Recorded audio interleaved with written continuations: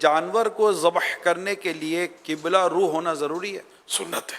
گائے یا بیل کو کھڑے کھڑے ذبح کر سکتے ہیں؟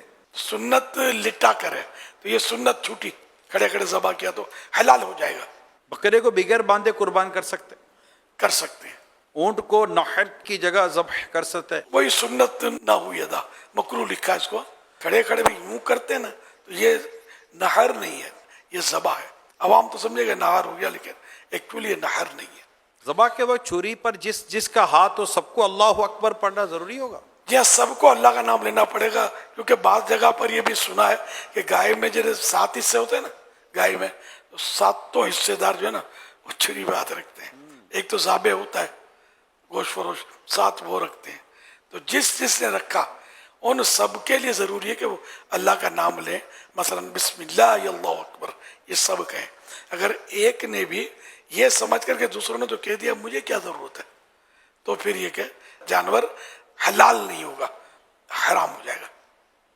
جان بوجھ کر اگر کسی نے یہ سوچ کر چھوڑا کہ دوسروں نے کہہ دیا مجھے کیا ضرورت ہے.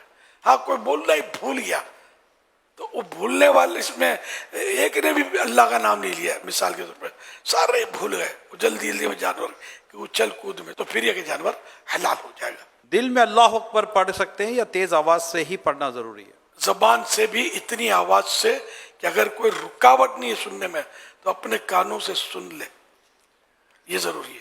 ایک جانور کے سامنے دوسرے جانور کو قربان کرنا کیسا؟ منع ہے. جانور ذبح کرتے ہوئے سب کا نام لینا ضروری ہے؟ یہ پتہ ہونا چاہیے کہ 7 حصے ہو رہے ہیں، جس کو وکیل کیا ہے اس کو پتہ ہو. باقی ذابح جو ذبح کر رہا ہے اس کو پتہ ہونا شرط نہیں، اس کی ضرورت ہی نہیں ہے. وہ بولو گے تو یاد نہیں رہے گا. جانور ذبح کرنے کی دعا کب پڑھنی ہے؟ ذبح کرنے سے پہلے بھی پڑھی جاتی ہے کچھ، اور کچھ بعد میں پڑھی جاتی ہے. یہ ابلغ گھوڑے سوار میں یہ ساری ڈیٹیل دی ہوئی ہے.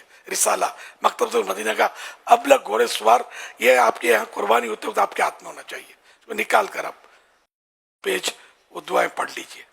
شرط نہیں ہے، پڑھیں گے صحیح پڑھیں گے تو ثواب ملے گا.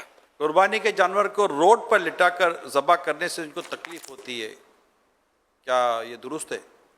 تکلیف تو ہوتی ہے، گاڑیوں کا، ٹریفک کا، روڈ خراب ہوتا ہے، اسکوٹریں چھٹے اڑتے ہیں، کپڑے خراب. باہر ملکوں میں کہاں ہوتا ہے سلاٹر ہاؤس، مخصوص جگہ میں ہی وہ جانور ذبح ہوتا ہے، روڈوں پہ نہیں.